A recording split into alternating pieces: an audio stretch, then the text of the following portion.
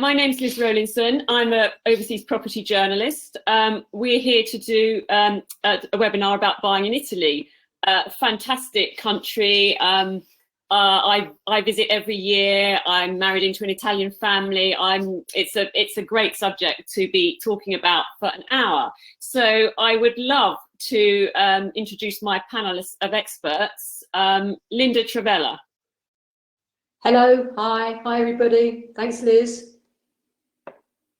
Linda, tell me, you're based between the UK and Italy, aren't you? That's right. I'm based between the two, spending a little bit more time than I'd like in the UK at the moment due to the restrictions, but soon hopefully be off to Italy. I've been selling property in Italy for a very long time, more than 25 years. We do sell almost all over Italy, not quite, but almost. And I know most of the areas and many of the properties that I actually sell. So I think that very much is helpful to people when I can talk about different areas. So rather than being an area, I can suggest different areas to them. I speak Italian, so I'm married to an Italian, so from Lake Como. So that helps as well. I think you've got to be able to speak the language, in my opinion, to be able to negotiate the best price for your clients. Thanks. Stefano, tell us about your history of being an Italian lawyer.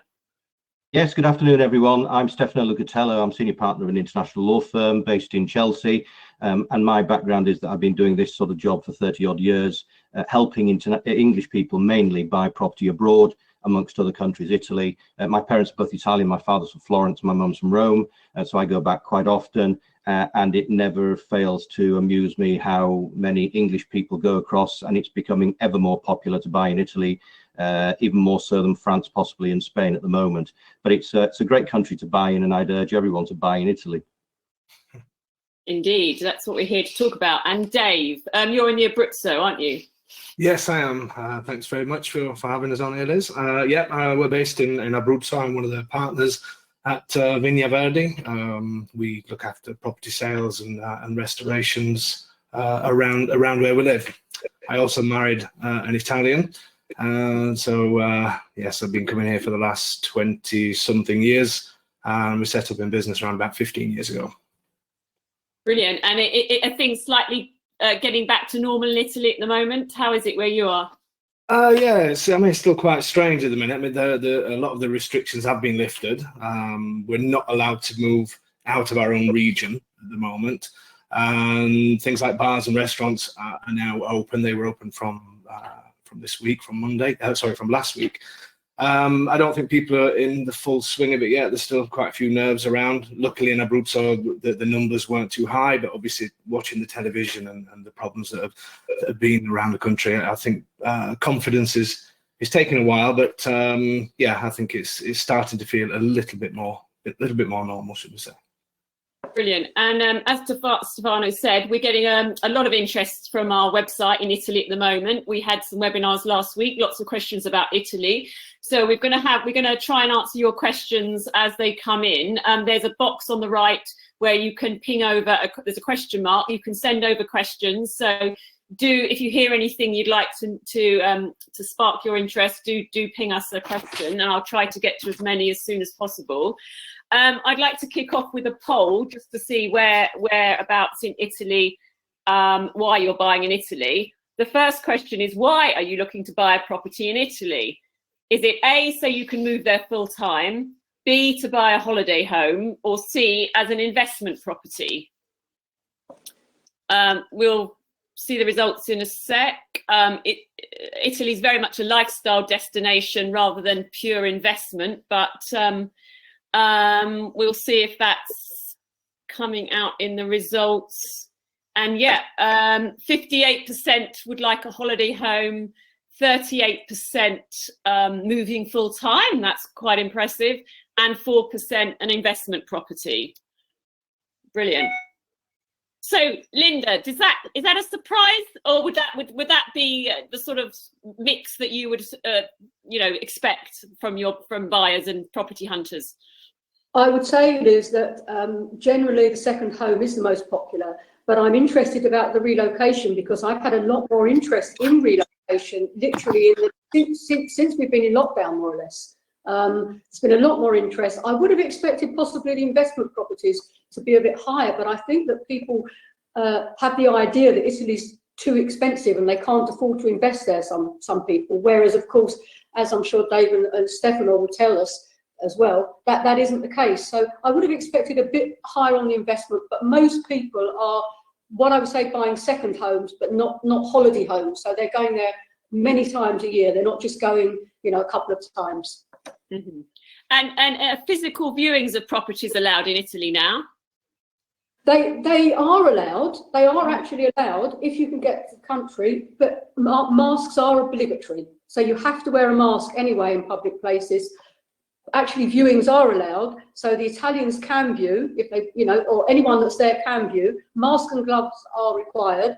But what we're offering at the moment are video viewings. So if clients really keen on something, they can view by video. But a lot of the lockdown, as Dave just mentioned, is starting to be lifted, and from the 3rd of June the quarantine is being lifted. The 11th the beaches are open, the 15th the theatres and cinemas, and from about the 23rd many big hotels are opening. So I would say to people, look on the government website, because it's very, very clear and it gives you very good guidelines on what's open and what's not, and the way to for travel, etc.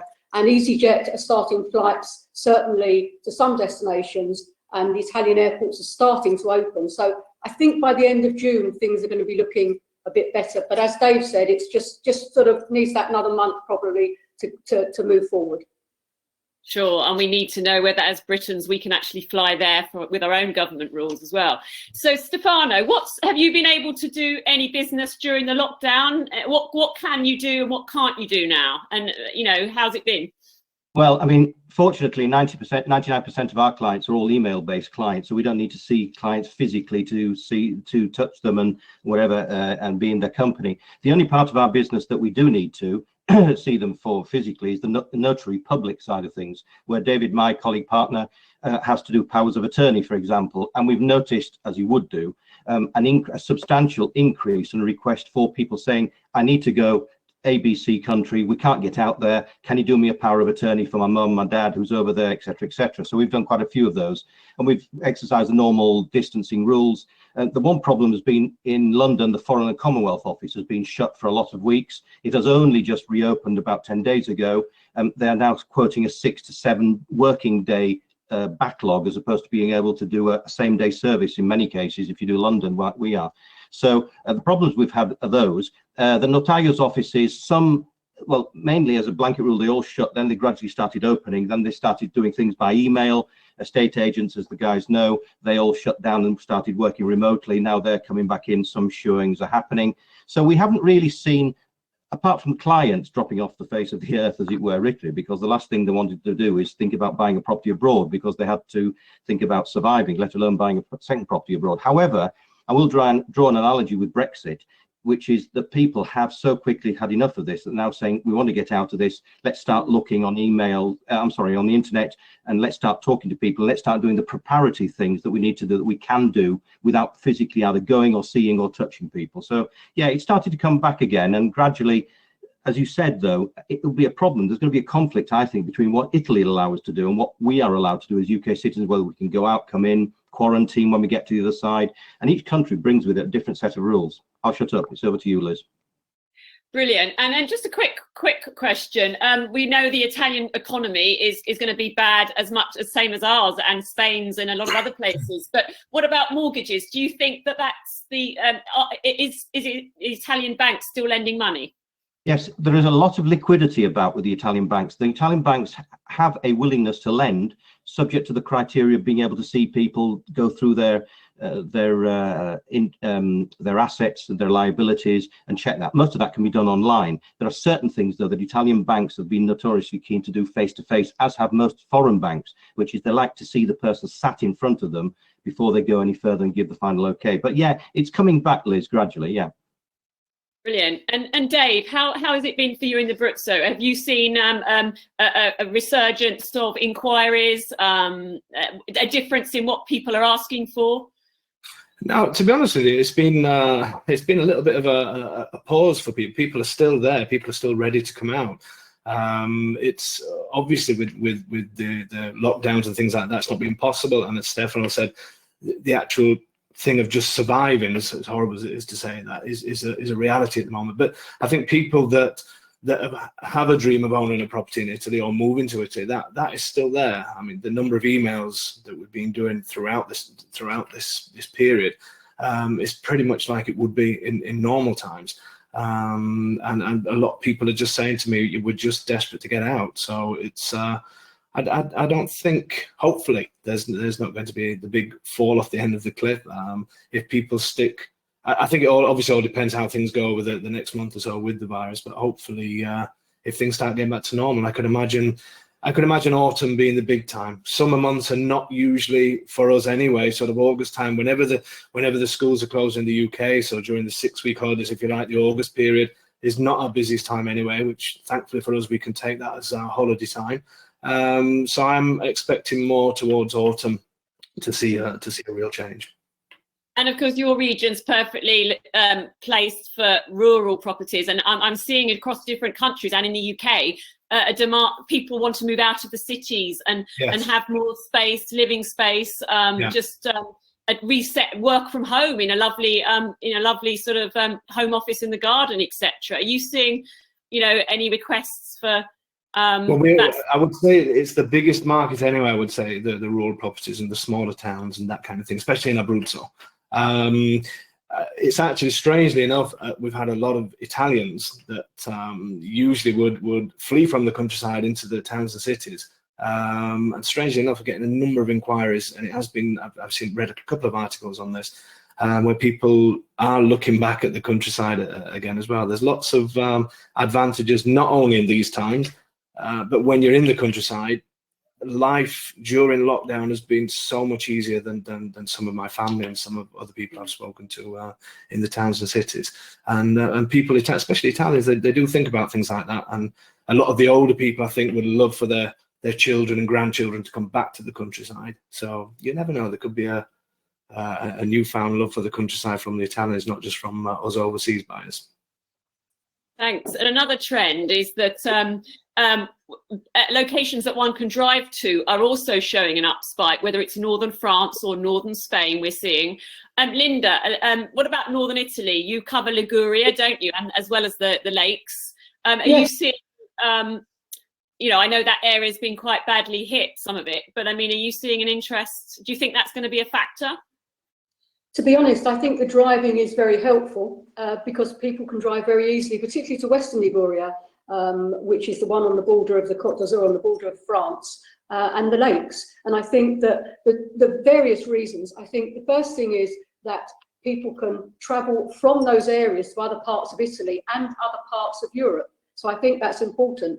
And for people that actually want to, actually are happy to fly, at the moment, the flights to Italy are not going, but for example, Gatwick to Nice, EasyJet is starting the flight in the middle of June, so you could easily get on that flight and go and view. Because I think the problem we've got at the moment, as we were saying, is the quarantine that we're putting forward, not because Italy's quarantine is being lifted from the 3rd of June. Yeah.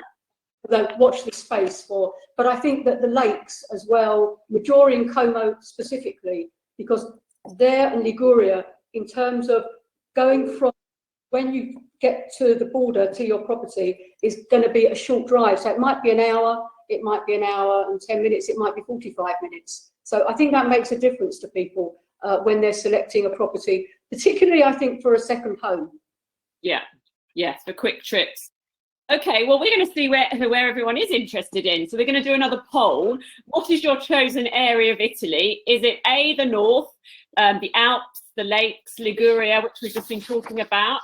Is it B, the sort of what I call the green heart of Italy, Tuscany, Umbria, the Abruzzo, La Marche, Molise? Is it C, the south, including the Amalfi Coast, the islands, Sicily, Sardinia? And we're going to see what we come up with. And I think, it's 58% for the lovely bit in the middle, Tuscany, Umbria, Abruzzo. You'll be glad to hear, Dave, Marche. 28% sorry, 26 for the south and 15 for the north. Interesting. I think a lot of it, if I can just say, I think Yeah. a lot of it, as well, to be fair, is budget based as well. Obviously, there's a huge difference between properties in parts of the north compared to the central regions and Abruzzo in particular. So obviously that has to be taken into consideration. The travelling, I understand what you were saying before about sort of northern areas, people driving. I think that matters to Northern Europeans such as Germans, Dutch, people like that. I don't think it matters too much to the UK market, because at the end of the day, whether you have to get an aeroplane or a boat, or you have to make that effort. You can't just go for a quick weekend drive down to your place, and even if you lived on the very border, it's still an effort to get over the channel, so to speak. So yeah, I do think.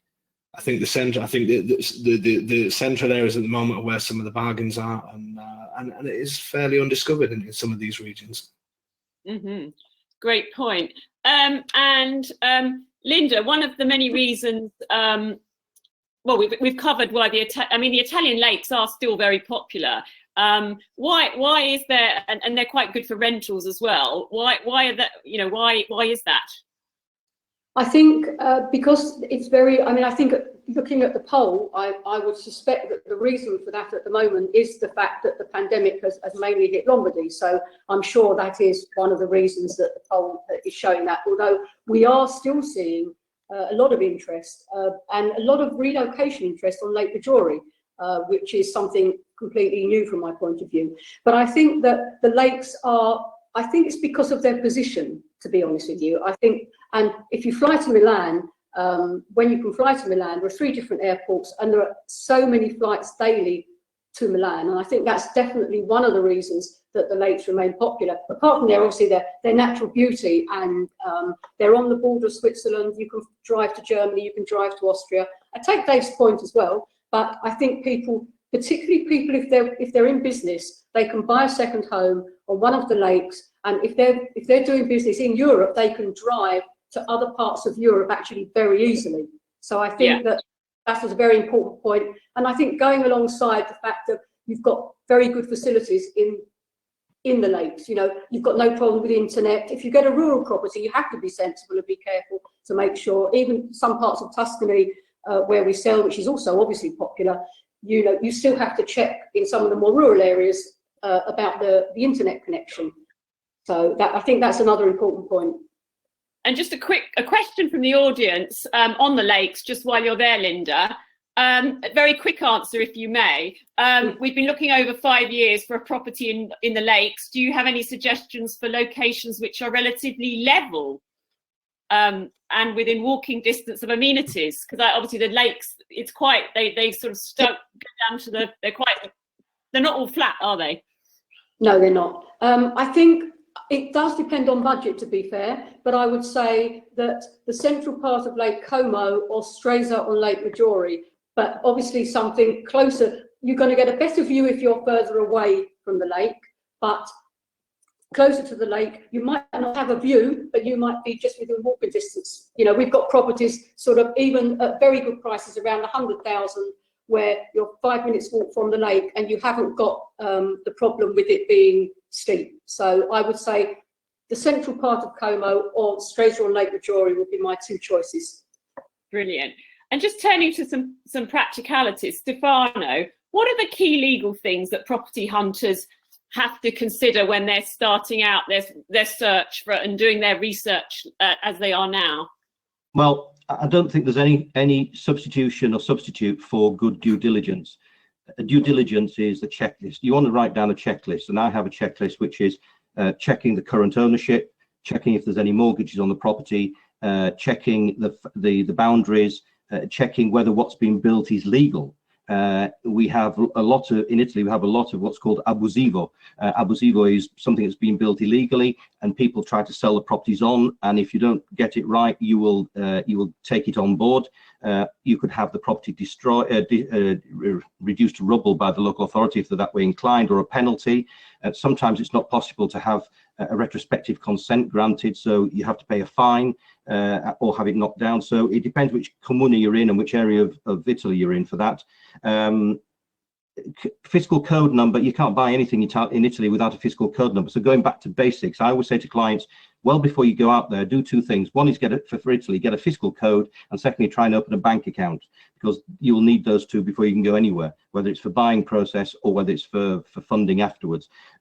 Residents, do the residenza application as well if it's your intention to go out there long term. Like we've just seen, Liz, the poll has shown that many more many more English people than I thought are now thinking about going there permanently, because for one reason or other they want to move over there. So get your residenza done. Just a note on that, until the 31st of December this year, the residenza application is no different from what it has been for many, many years. After the 31st of December, when we leave Europe permanently, we're in this transition stage now, it will change. More paperwork, longer times, even longer than we're used to now, and it could take you a long time to do so. So those in essence are the checklist. And of course, importantly, make sure you've got the right amount of money to buy and to cover the costs, estate agents, legal, taxation, dependent, and we'll touch this in a minute, but depending on how you're buying and what you're buying, the taxation in Italy changes, of course. And do you have to be resident in Italy for a certain length of time before you can apply for your residencia? The residenza at the moment, as it stands, because we're still in the EU until the 31st of December, the transitional period, we have the same rights that we've always had. So you can stay there for 90 days. If your intention is to stay longer than 90 days, then you have to apply for a permanent residenza, and you put the application in. You can do your residenza application even before you're there. You don't need to have been there, but if it's your intention to be there over 90 days, you must do it within the 90-day period. Yeah, because we're seeing a lot of people trying to rush to buy in other countries before, so they can be resident for 3 months, so they can get their residencia. So my understanding on that, sorry Liz, my understanding on that is, you probably say different to Stefano, I'm not sure, but provided you've actually put in for residence by the 31st of December, you've actually got June, I understand, of the following year. Yes, so you've got to have gone in by the end of this year. It's not like the 31st is the deadline and that's it. No more residents, no more English allowed to become residents. No. Let me just clarify that point. Sorry, Liz. If you make the application as a Brit before 31st of 12 o'clock midnight on the 31st of December, then your rights are those that we have always had since 1974 when we came into the common market. After that, no, Dave's right. Forgive me if I understood, but the application can still be made, but the methodology and the application forms will change for those people who are coming from the United Kingdom as United Kingdom citizens. Just an aside, we've had, like we did through Brexit, a load of people coming to us to swear allegiance to another country. So if you have a second nationality from mum and dad, grandparents, like Ireland, Southern Ireland, or anywhere else, I would urge people to get that second nationality because it will allow you free movement within the Schengen countries. Mm-hmm. Brilliant. And another question, Dave, I'm going to ask you. We've got a question from Wendy Wilson. Is it easier to purchase a property from a British owner? And that might allude to the fact of whether you want to do a sterling deal direct. I don't know. What's your answer to that? Certainly no easier. It doesn't really make any difference. I mean, sometimes there can be something done where you do a deal in sterling. I often find most owners, even British owners, don't really like the sterling idea because somebody's going to lose out somewhere or another. So at the moment, the euro is obviously the strongest. So anybody selling here in Italy to go back to the UK could potentially, based on, let's say a year ago when the euro was over 120, now down at 110, 111, on 100,000, that's already 10,000 that they're gaining. So I do think in times like this, you find the sellers over here would rather do it in euros. Mm-hmm. Oh, he's gone. Okay. Can I make a comment on? Yes, Linda. Yeah, I mean, I've had a couple of occasions where people wanted to do that, and it really isn't a good idea because whatever you do, something's going to go wrong because someone's going to argue about the exchange rate, even if it's done on the day. So I would say it makes no difference, as Dave said, whether you buy from someone who's British or not.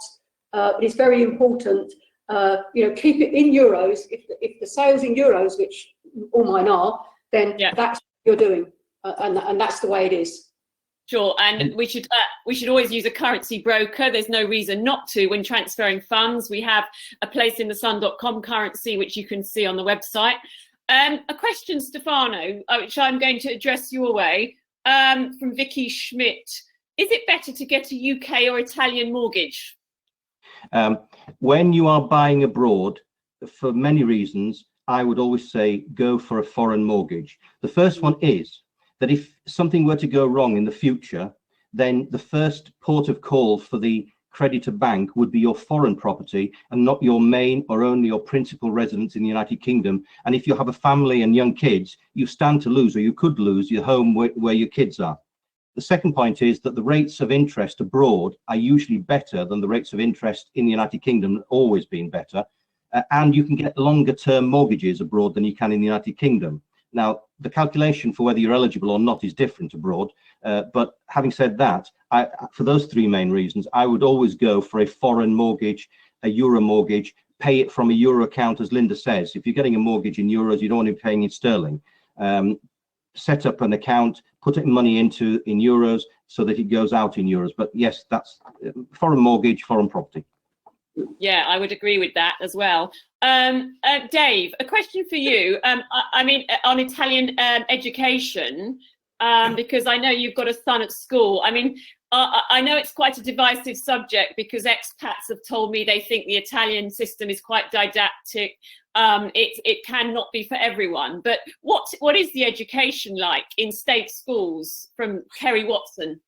Well, I've got two children here, one 13, one 17. I find the education system fantastic. It is different to the UK in the sense of there is a lot more of the old-fashioned sort of a lot of reading, a lot of writing, a lot of the basic things. But I find the education system excellent. We'll see in future, but I've been told by many people that when they receive, we have lots of clients that have businesses in the UK that have said whenever they get Italian people coming to work for them, there is seems to be a different level there, and I would agree with them. I hear that from a number of people. So and even on things like during this time as well, during the crisis time in this period, the schools have set up incredibly quickly to get the kids back to school, in the sense of it's all online, but the day after lockdown, the children were in front of the screens doing exactly what we're doing today, and that was excellent. So I can't complain up to now. We will see as time goes on. Brilliant. And actually, a question, I'll direct this to Linda. Has this crisis thrown up any opportunities for buyers yet, Linda, that you're aware of? I mean, I know Italians will probably be loath to reduce their prices unless they very much have to, which might be too early to tell. But what's your response? I think definitely it will be really a buyer's market, but I've noticed that some, and it goes with what Dave was saying, some clients are taking their properties off the market, some of the Italians, the ones in the country, because they want to move to them themselves. However, I think we're going to see that around, we're not seeing it immediately now, but I think once we get to the autumn, the answer is yes. And I think we should have more flexibility on negotiating. And the people that don't want to drop their prices probably will take their property off the market. I think that's the most likely thing. So yes, but make sure you're organised first. So if you need finance, please do some groundwork first. Don't just go out there and say, oh yes, well we might like this property, but we haven't got the money. So as Stefano said before, make sure that you work out how much you've got to spend. And if it's going to be a purchase, you don't need finance, that's fine. We can negotiate even better for you, because that's much easier and less time consuming, obviously. But the thing is to make sure that you take professional advice, because contracts are binding in Italy. So that's one thing that is very important. It's a much better system in my opinion, but if clients went ahead without any professional advice, they could find themselves having problems because they would possibly sign something that they tied into. So the answer is take professional advice to make sure that you're covered. Yeah. And Can I Stefano, sorry. I was just going to jump in just quickly on that one. I do think because the price thing has been, I've had a number of emails people asking what do you think about the Italian property market. The country is so different, as we all know, and the prices are so different. It's very difficult to say the Italian property market will do this, because every region is different. And for instance, where we are in Abruzzo and lots of other areas, even parts of Lazio or Le Marche, what you'll find is the prices are very low anyway. There's only so far they can go before an owner will think, I just won't sell, because I would say 90%, if not more than 90%, of properties that we sell are empty. They're excess houses. They don't need to be sold. They're not people that are waiting to sell to move on. They tend to be properties that maybe the families have thought, okay, we already have 6, 7, 8 houses. We don't need this one anymore. Let's look to sell. But in my experience, I've not met any Italian yet that would happily give the property away, no matter what the time is like. No, me neither. Stefano, 2 quick questions which go towards addressing one of the questions we've been asked. How long is the typical purchase process in Italy, and what is a good ballpark for purchase cost to allow what budget? Right. How long's a reel of string, Liz? Because normally, if everything goes right, if there's no problems with the buyer, if there's no problems with the seller, and you can identify the seller, it's usually the case the further south in Italy you go, the more problems you find with property ownership, because someone appears to be the owner, then all of a sudden his brother, his mother, his father, his grandfather, and all these siblings come out of the woodwork, and we're left to have to piece together everything, get everyone around the table, powers of attorney, whatever. And also, if there's a mortgage, if there's an Italian mortgage, you have to wait for that to be processed as well. Ballpark 12 weeks, most 12 weeks. If you're lucky, 12 weeks, most 16 weeks, 4 months. But even, I mean, I've done some in 6 weeks, 7 weeks, 6 weeks. You know, if everything falls into place, Liz, then you can actually do it in 6, 7 weeks, because the system is, as Linda said, the system in Italy is very, very good. Just one point on the contracts, though. There are 2 main types of contracts, preliminary, and the bilateral contract is the compromesso di compravendita, which is more akin that we have in England, where buyer and seller both sign or subscribe to a document. The other one is the proposta unilaterale, the unilateral proposal.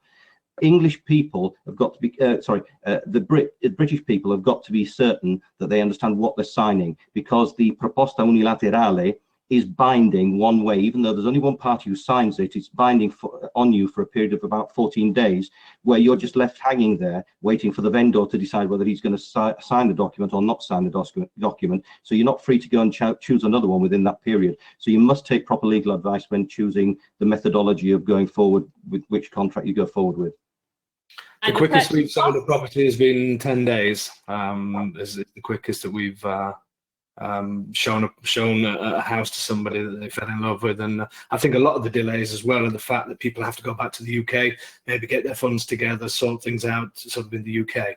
If you're here in Italy, as this couple were, they were here for 2 weeks. They found a house that they loved on day one, and before they left Italy, they bought the property. So it is possible, if everything is in order and you've got the right people working with you, then it is possible to do extra. And very briefly, Stefano, what purchase costs? 7%? No, more. If you are buying the house, the home, as a second home, as a seconda casa, not your primary, with the intention not to be your primary residence, then if you're buying from a private person as a private person, it's 9% plus all the other bits and pieces. I usually say about 13%. If you're buying with your intention to go there as a main or only principal residence and you're getting a residenza, then that 9% drops to 2%. So you're talking about maybe 7% at the most. So it's very different. And also, if you're buying a new property from a developer, you don't pay stamp duty as such, you pay VAT. If it's your main home, 4%. If it's your second home, 10%. Just to add one quick thing there, Liz, for people that are looking at the cheaper properties, there are properties available even around €20,000. 10% would not cover that. Unfortunately, the lower end properties, they take the highest percentage because there are lots of fixed prices. A lot of that can be agents' fees. There's fixed prices sometimes for your notary and things like that. So if you're buying a property at 20%, it could be much higher, even as much as 30%, even heading towards 40%. So you need to be careful on that. You can pay similar sort of fees on a property of 15, 20,000 as you can for a property of 100 to 150,000. So you really need to ask your agent, because they will give you the information that you need to get a good calculation going on that. Don't take percentages as gospel. No, I mean, need a good lawyer, good agent. These are all things that the buyers need to have. We're going to ask the final poll for the session is, what sort of location do you seek? Is it A, town/city, D, outskirts of a village, C, by the beach, D, a rural isolation? Well, we've already touched on this subject at the beginning, perhaps the growing appetite for tranquility and isolation. But we'll see if that's borne out by the poll. We've got 52% on the outskirts of a village, so you can walk to the bars and restaurants, perhaps. 27% by the beach, 15% in a town city, yeah, not too high, and 5% in rural isolation. I would agree with that. I think that's pretty. That's pretty much what we get, because I think isolation, people worry about isolation, but a lot of rural properties are not as isolated as what people may think. But what I will say, I'm going to burst maybe quite a few bubbles here. In my opinion, the worst properties, or some of the worst properties, are the ones on the outskirts of towns. And the reason for that is you either should be in the town, in the historical centre, the kind of place that British and overseas buyers like to buy. We like the older properties. We love the magic of the historical sort of areas, but a lot of people want the outside space, and sometimes the historical centres are quite limited, so a lot of people think the outskirts is the best. But as Italian towns have grown, obviously, over the years, your new apartment blocks, your petrol stations, your things like that will be put on the outskirts of the village. So what I find here is you're either in the historical part or you're going to be a little bit out. You asked, not the easiest of things to try and get something where you can be in a nice, tranquil, beautiful location with a little bit of land and just a little walk into a town, because of the way the towns are set up. It's not always that easy. Maybe 5-10 minutes drive or half an hour walk. To me, they're the best properties. Brilliant. Linda, a question I'm going to direct at you. We have touched on the residency issue. Is there any advantage of buying prior to Brexit completing? I think, as Stefano said, it's going to be very much easier, less paperwork, which will probably mean less cost from your lawyer, quite frankly. I'm sure Stefano would agree with that. So I think, yes, if you can manage to buy beforehand, I think the answer to that is yes, definitely shorter. Well, as Stefano said about the amount of time, and also we're not quite sure what's going to happen. So probably initially it might be okay, but we're not really quite sure. So if you've got the possibility and the capability of buying this year, I would say there's two advantages. One, it's before Brexit, and two, basically you should, in theory, be able to buy at a very good price. So I think that the answer is yes, if you can. But if I was an American buying a property in Italy, I don't pay more purchase tax than an EU person, do I? So it's mainly to do with the residence situation. Actually, everybody, I think it's a very important point to make, actually, Liz, that if you're buying, as Stefano said, a prima casa, your first home and main home, the Italians, the Germans, the Swiss, the Americans, everyone pays the same. So if you're buying a second home, it doesn't mean that the Italians don't have to pay taxes for a second home. They do. So it's the same for everybody. It isn't any different. It's a very, I think it's actually quite a simple process, as long as you do it with a professional and you don't do it yourself. And just quickly as well, just to throw one thing, sorry, Stefano, just about taxes, but people have got to consider as well taxes on the land. So if you're buying a property that has 2 hectares of land, it doesn't matter whether you're becoming resident or non-resident, tax on land is the same for everybody. So you usually pay around about 15% on taxes on land. So that's regardless of whether you're going to be resident or whether it's an Italian buying or an overseas person buying. So that's something to consider if you do find a property with a lot of land, and in particular, land that may be edificabile, which is building land. because they have very, very high values. So just remember there is a percentage to pay as well on taxes on land. Mm-hmm. Just one thing I wanted to say, Liz, was in Italy, anyone can buy in Italy as long as the Italian citizen can buy in the other country that the other person comes from. For example, India is a problem. I have 2 Indian clients at the moment in the United Kingdom who are wanting to buy in Italy, and they can't do so as physical people. They have to do it through a company. So you need to check whether there is reciprocity between your country and Italy. If there is, no problem whatsoever. And remember also that when you buy, the purchase price is agreed, but it may not be the purchase price that appears on the rogito, which is the conveyance deed, because since 2006 we're able to put a lower price in, which therefore reduces the price. And also you can use the cadastral value, which is akin to the rateable value, as opposed to the main price that you've agreed to pay over. Sure, that's very useful advice. And we had a question about how does the Spanish buying process vary from the Italian, and we've touched on some of that already, and we haven't got time to go into, we could talk about that for 2 hours, but one key difference is that there are a lot more agents in Spain that speak English. That there's no doubt about that. Dave, I mean, what's the difference between you know, it's quite hard buying through agents that don't speak English, isn't it? I mean, that's something that property hunters have to navigate. Yeah, I think one of the main reasons why most agents don't speak English is because to become an estate agent in Italy, you have to pass quite a grueling exam, and you have to have a very good level of Italian to be able to do that. So you don't get masses of expats that will come out and suddenly say we're going to sell houses from tomorrow, because in Italy it is highly regulated. So which goes on to another reason to say that you must make sure that when you're dealing with agents, when you're looking on the internet, that these people are correctly registered, because that can cause problems as well. But that's the main reason why you find the difference there is because of this exam. Liz, Brilliant. can I come in there if there's time? Yeah. You can make sure I mean, there are, you know, for example, you don't have to buy from someone in Italy. I'm not saying don't, but yes, make sure they speak the language. They can be in the UK or wherever.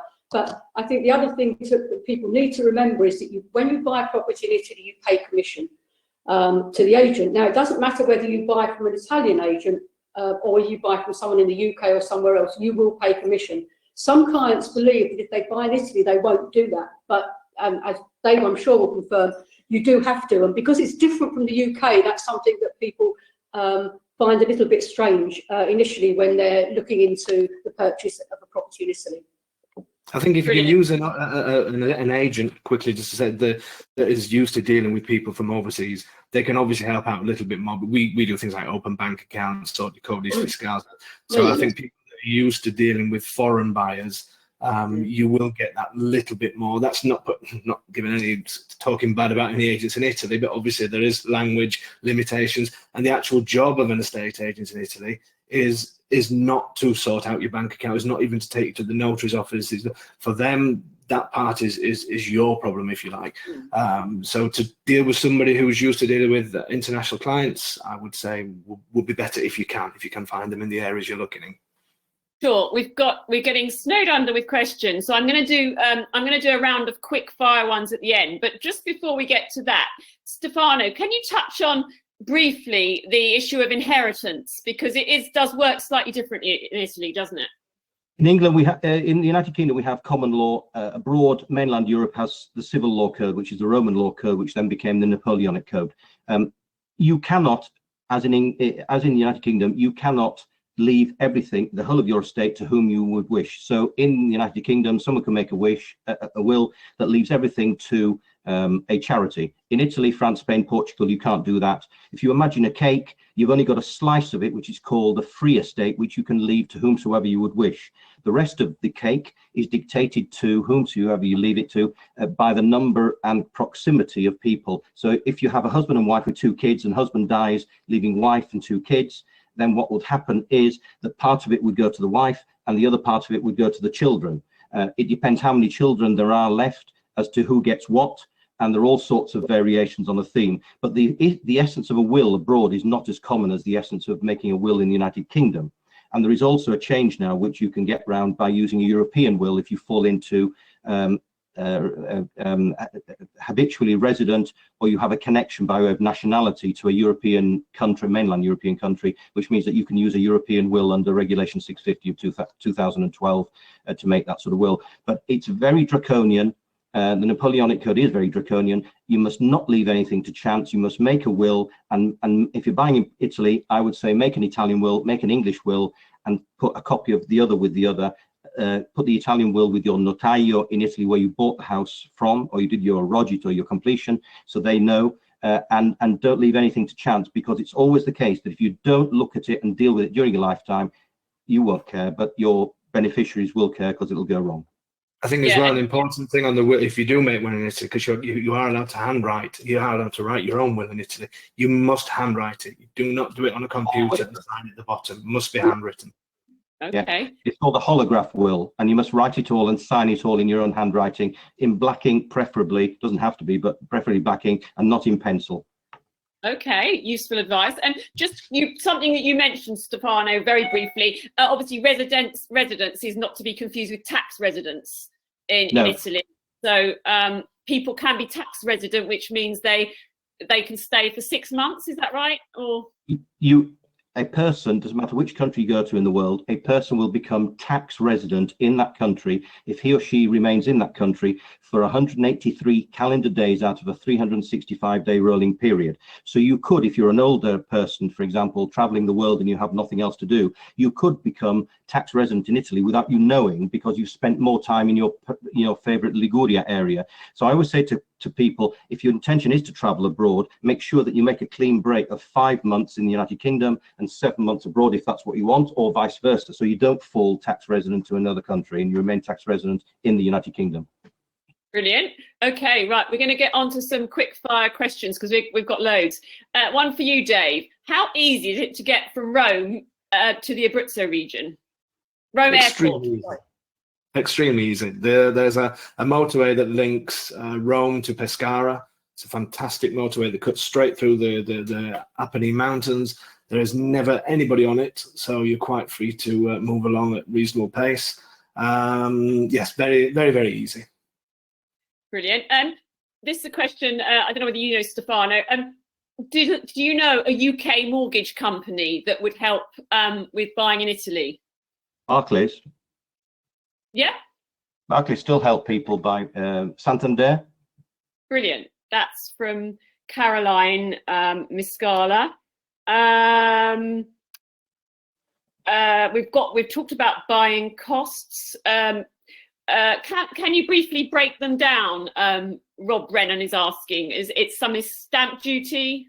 Are we taking? Let's take the usual transaction, which is you're buying your home as a second home.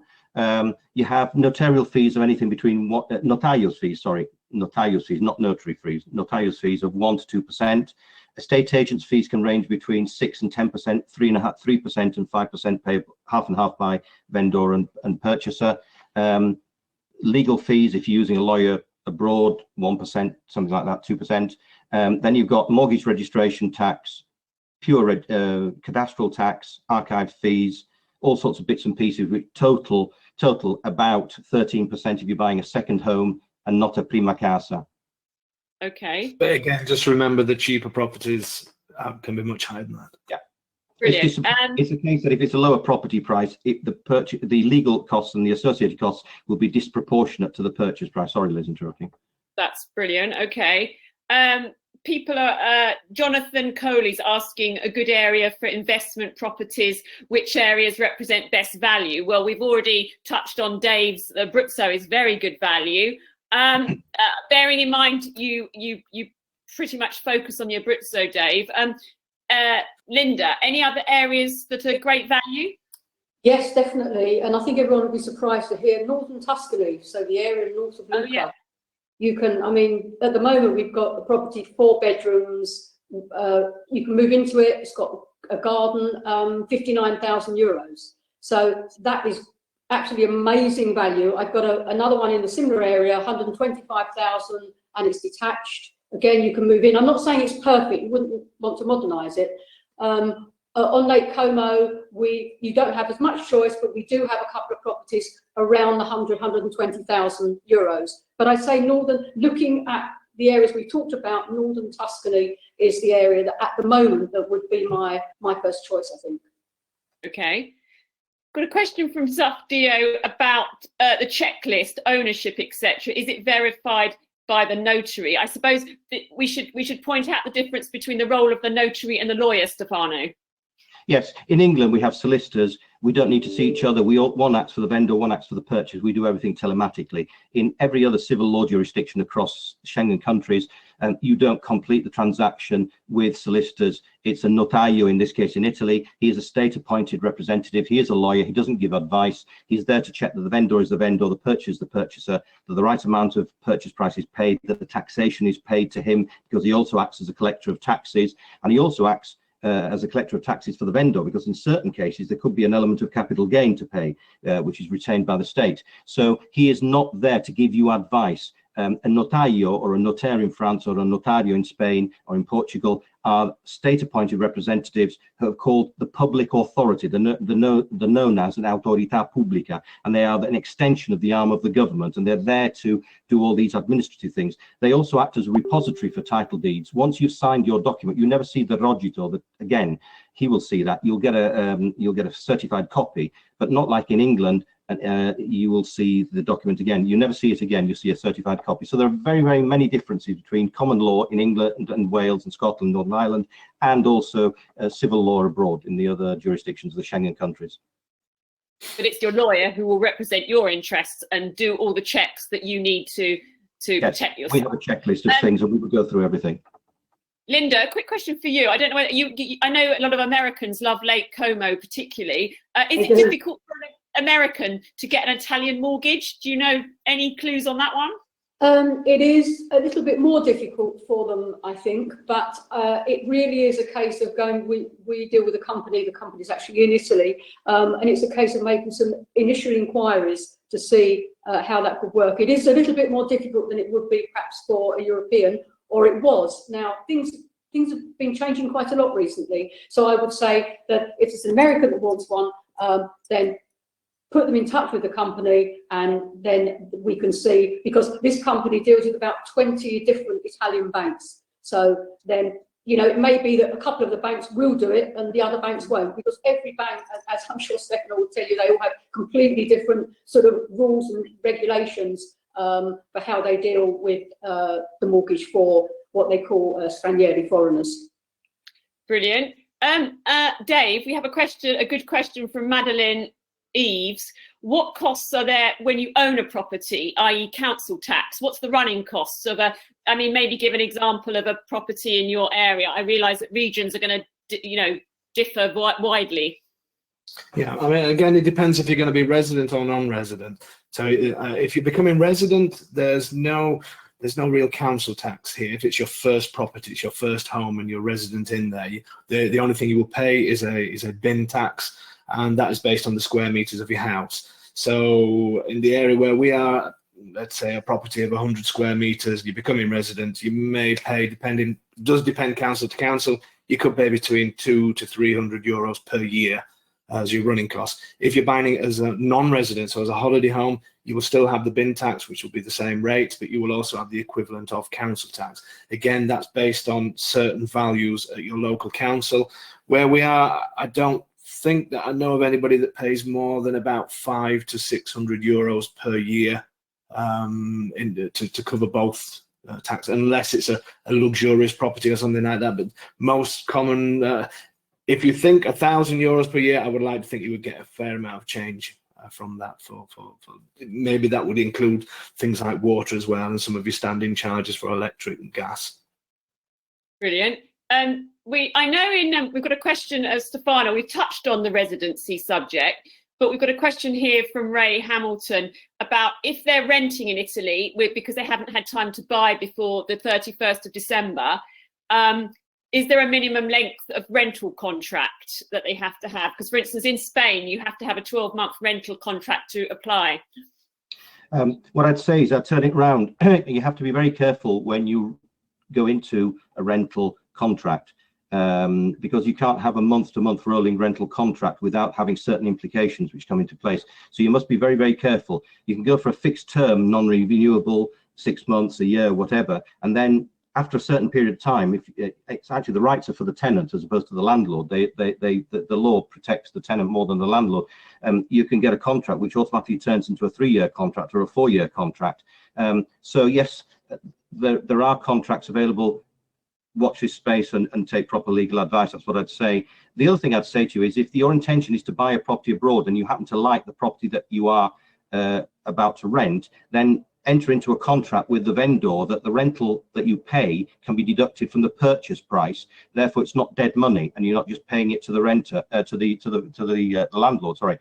So that's very important. But I'd say this: that if you're intending to move across, never buy the first property or a property at all. Move into a property, rent it for a period of time, and then after 6 months or a year even, then decide to buy, because it's sod's law that you buy and then you change your mind and then you have to pay legal fees, estate agents fees, a lot of wasted costs. Brilliant. Okay, good advice. And Linda, very briefly, you cover the north and the south. Anya Stenberg asked, is the cost of living higher in the north than the south? I mean, generally it is, isn't it? It is, yeah, definitely it is higher, no question about that. I wouldn't say there was, I think it depends exactly where you go, but generally speaking, you're talking about going to bars and restaurants, you will pay more in the north. And in the less rural areas, so you pay more in the town, so you pay more maybe in Florence or in Como or in those areas than you would if you went down to somewhere like Ostuni in Puglia, or perhaps somewhere in Dave's area, Pescara or whatever, or the market. So yes, it is higher, but I think it depends exactly where you are. And as we're talking about the cost of when you bought the property, again, that varies. So every region is a little bit different. But yes, in general, I would say yes. Dave, a quick question for you. Health insurance requirements, anything to flag up? Health insurance at the moment, if you wanted to become resident, again, this is all pre that dreaded B word. At the moment, if you want to become resident, you do have to have private health insurance for 1 year. And then after that time, you can apply to go into the Italian health system. And at the moment, we've done a number of policies for couples that spend anywhere between 450 to 650 per year for their first year. It may not be the best health insurance plan, but it's certainly it covers the requirements that you need to have for the first year. Great. I think we're probably going to go in for the last question because we're running out of time. We've got so many, but this is a couple of people have asked about the subject of making an offer, a slightly controversial one maybe to end with. Someone says, there's often the expectation that you offer for 30% less, but not in Italy. 10%, if you want to offend, then yes. Sorry? If you want to offend and possibly lose your house, then 30% is probably a good starting point. Well, Caroline Misklo asked, is 10% a sort of a reasonable offer sub? At the end of the day, an agent should try and get you the best deal. Sorry, Linda, I'll be very quick. An agent should try and get you the best deal wherever possible. Italians are very easy to offend. It's quite simple, the negotiations here. I think in the UK, we tend to fight down to the last £50 if we can get that. In Italy, it tends to be an offer goes in and the owner will more than likely say, no, we will not accept that. I've spoken to my family and this is what we will accept. And that tends to be. So obviously speak to your agent. They should have a rough idea where to go in, but don't go in thinking that all Italians need to sell and they will take any offer on property just because there's the COVID virus at the moment, which is worldwide, but also because of the Italian economy. Don't take any of that into consideration. Italy has always had a strange economy, so Italians will sell for their reasons, not for what we think they are. And I think it's true that you should just find out the history of the property. If it's been on the market for 3 years, maybe they're slightly more keen to sell. Cool. The agent's job is to find out exactly the motivation of the seller as well. So, Liz, okay, do you want to add a final point, Linda? Go for it. Sorry, I was going to say, I think that's exactly right. I mean, as I was saying before about this property, at 60,000. Sometimes properties are on the market at really the right price. So you might be able to offer a couple of €1,000 or 3 or 5 more. We always try to negotiate the very best price for our clients. But, if a property's been on the market a long time, it might be because it was too expensive in the first place. So it's very much relying on your property consultant, who should be able to help you with that. But yes, don't think, and 30%, absolutely not. It will be extremely unusual for any. I don't think I've ever had that happen in the whole time I've been selling property. But you can't really work on a certain amount. You can't say, well, it's 10% or 5%. I think it depends on the property very much, and take advice very much on that. Yeah, I think the key is doing your research, seeing what else is out there, and getting online. And we've got to close up now, but there's lots of resources on aplaceinthesun.com. There's a downloadable guide to buying in Italy. There's area guides, there's case studies, there's lawyers on there, there's mortgage advice, currency advice. So I'm sorry that we haven't answered all the questions. I've skimmed through a small chunk of them. So I think we'll have to have another Italian buying seminar to get through some more. But thank you for listening, and thanks to my panel. That's been great. Thank you, Liz. Thank you very much, Liz. Bye, everyone. Bye. Bye.